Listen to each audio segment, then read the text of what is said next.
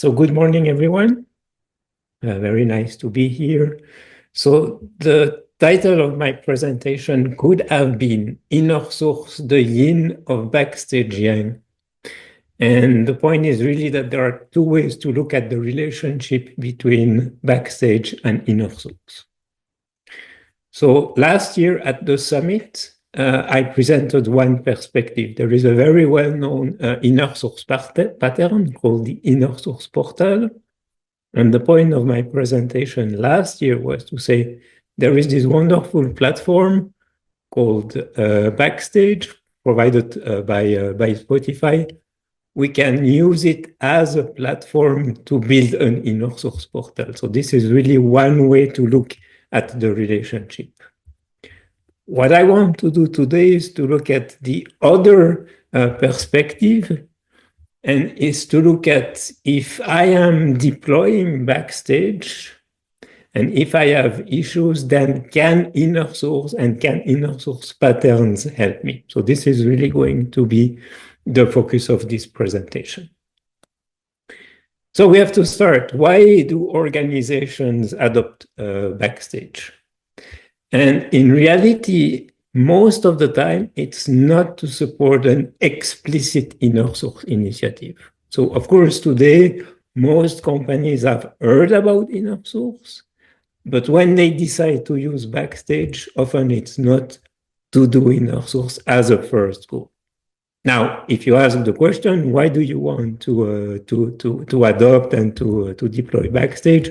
The goals are very similar. People want to increase speed, they want better quality in their software, they want to promote reuse, collaboration, and increase satisfaction of teams and of people. So deploying Backstage and starting an InnerSource initiative share these goals. Why do people use Backstage and decide to build Backstage? That's today's reality. What you see on the screen is the map of all cloud native computing foundation projects. And if you take any company today, they have selected 5, 10, 15 of these projects to build their IT platform. So things have gotten extremely sophisticated and complex. And as a result, today, if you have a developer who wants to do something even very simple, like creating a simple web application, and is asking, what do I need to do to build, deploy, and release my application? Then the answer looks like this. Okay, so of course you need to write code, but you also have to worry about security, about network, about observability, about networking. You need to provision resources in the cloud. And to all these tasks, you need to understand what tools have been selected by the company. You need to engage with teams and people across the organization. And it's extremely time-consuming and it's extremely complex. And this is what people call cognitive load and team cognitive load. How much do I need to know and understand in order to do my job, to create my services, and to release my services? Backstage is one way, is one partial solution to address this need and to make your IT platforms easier to use. So what's the promise? The promise is that you have this portal that you have created and customized for the need of your organization. And one of the things that you get is this list of templates, or the term that Backstage is using is scaffolder. And I can say, okay, I want to create a web application. So I'm going to use this template. And the template is generating the code structure, but is also able to perform some action. So if you need to create a Jira project, if you need to send messages to other teams, if you need to start an approval process, These are all things that you can do with these templates. Again, the idea is that you may have a very complex IT platform, but you don't need to expose all the details of this complexity to developers and to the teams. And having Backstage, having this user interface layer on top of this of your platform makes things easy. So that's really the goal and the reason why companies and organizations decide to adopt Backstage. Something that is very unique to Backstage and that makes it a platform rather than a tool is the plugin architecture. So with Backstage, you get a set of core services. That's the basic functionality shared by most developer portals. But you also get these APIs to create your own plugins to support your own needs and use cases. So just a couple of examples. Maybe I work in a company, we have a product. Very often we need to create demo environment for customers.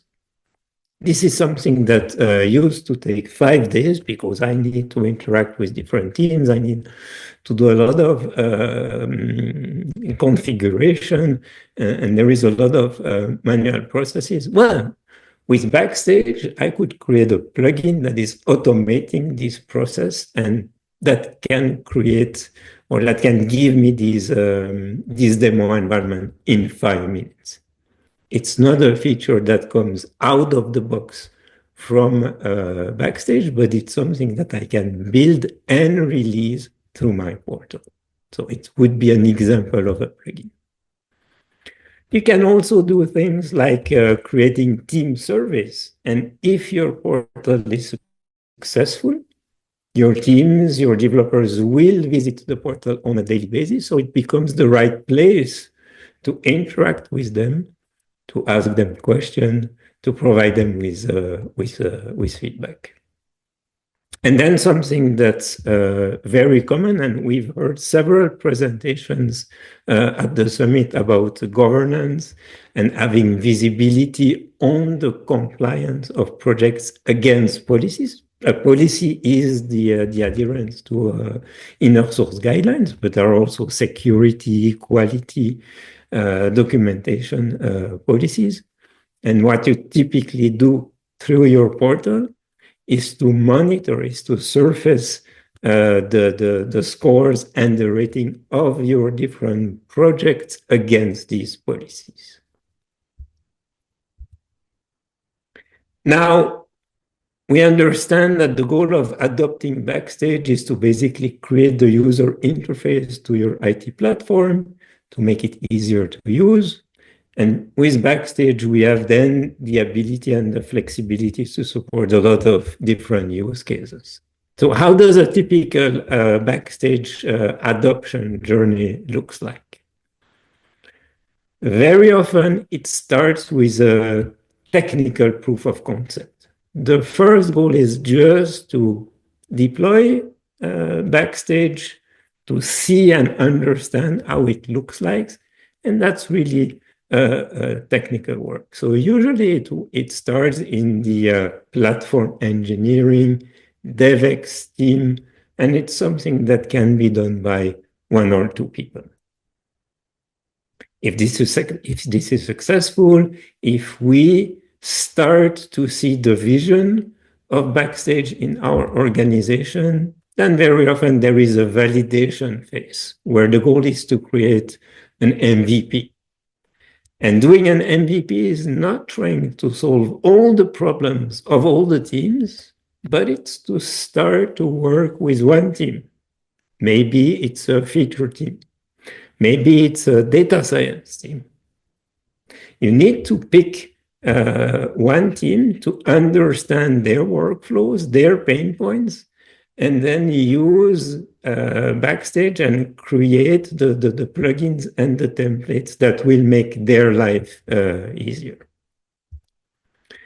If that is successful, we can then scale.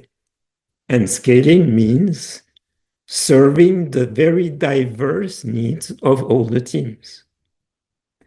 And this is where InnerSource will start to become interesting. Because if I'm responsible for the Backstage initiative and things start to work, then the question is, how do we scale? First of all, how do we identify where and how we can add value?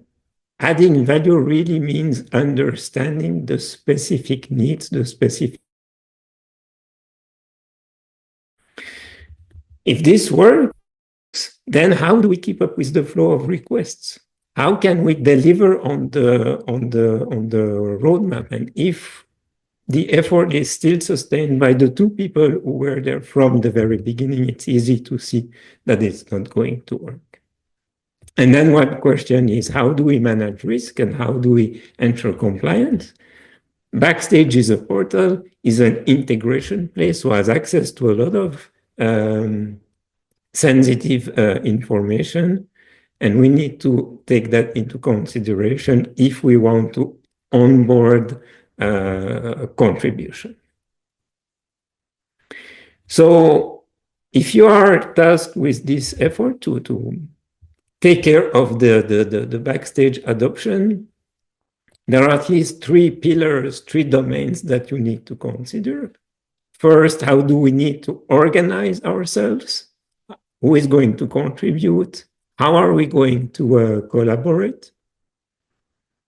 The second pillar is the architecture, and we will see that Backstage itself provide nice features to distribute the work and to engage the collaboration. And then finally, it's the tooling. It's everything that you do around Backstage and possibly even within Backstage to support the adoption. We have the InnerSource patterns. And if we look at the catalog, then we realize that there are a number of patterns that we can use to help us with the organization, with the architecture, and with the tooling practices. So what I've done here was really to select in the catalog those that were the most relevant. And then for every pattern, there is way to get inspirations, to get guidance that will make the Backstage initiative successful. The last one that I'm highlighting here is start as an experiment. Very often, when we work with customers, and if they continue, if they develop their Backstage project with InnerSource patterns, very often it's the first time that they discover these patterns and that they apply them. I will not go into too many technical details, but I think it's helpful for you to understand the architecture of Backstage to then understand how people can collaborate. So Backstage is a full stack application. You have a backend written in TypeScript. You have a front end written in React. And then you have a plugin architecture. So out of the box, Backstage provides you with a list of plugins, the catalog, the template, the documentation as code. And if you extend Backstage with your own plugins and your own use cases, you apply the same architecture.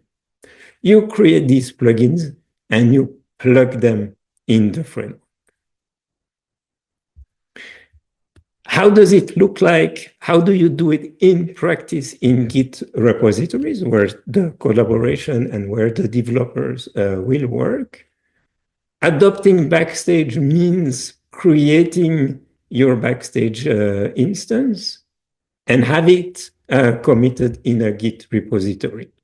So you have a first place where you define the application, and then you have a directory where you create your own plugin. So in this case, we see that my organization has one use case with a front end and a backend plugin. That's the make part.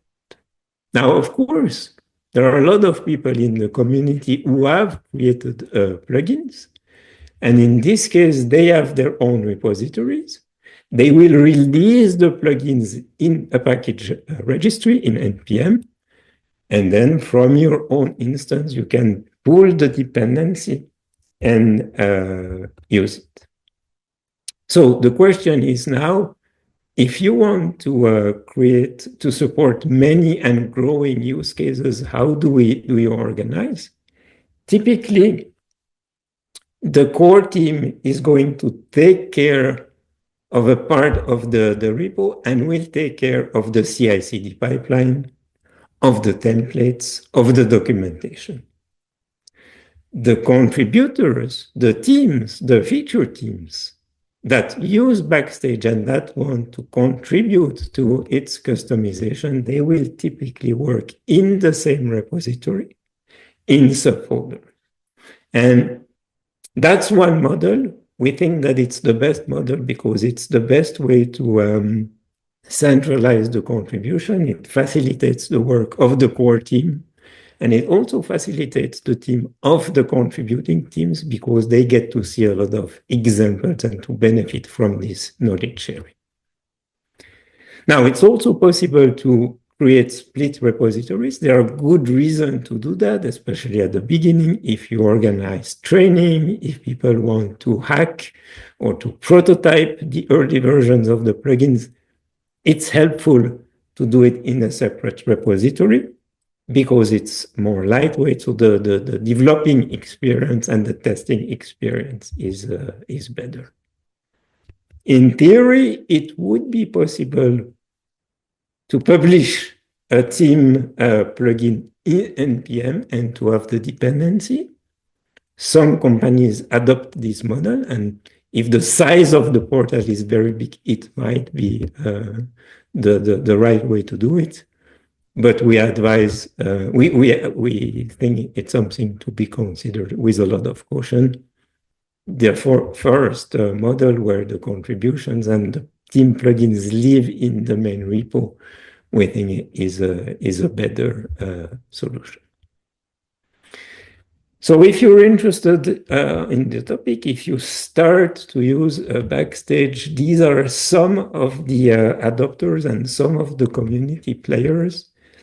And there are a lot of things that you can learn by looking at these public repositories on GitHub. First, on the code, how do I code? How do I create my own plugins? But then also, how do I release them?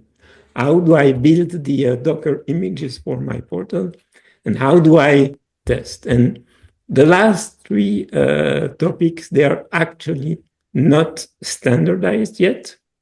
And if you look at these different repositories, you will see that the practices are still emerging and have not converged to a single solution. So to conclude, I'm really convinced that the InnerSource patterns and practices are very useful when you start your Backstage journey. So InnerSource makes it easier to succeed with a Backstage initiative.